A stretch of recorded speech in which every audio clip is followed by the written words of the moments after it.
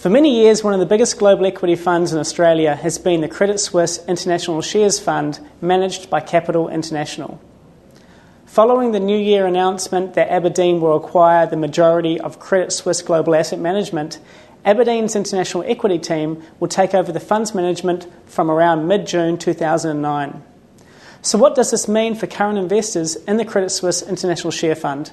Well, they now have a choice to make. Do nothing and Aberdeen will take over the stock-picking duties, or switch to the newly established Capital International Share Fund. For this Fund in Focus, we are going to give a brief overview about the two options. Aberdeen's not one of our top global equity picks, but we still think the strategy has positive attributes. We like Aberdeen's quality-focused investment process and the stability of the team. Aberdeen has a more valuation-conscious approach and adopts a high-conviction portfolio of 40 to 60 names, so there will be times when the strategy is in favour and times when it is not. Capital International has been a long-standing favourite of ours, and this continues to be the case. The strategy is guided by 6 portfolio managers and 1 research coordinator.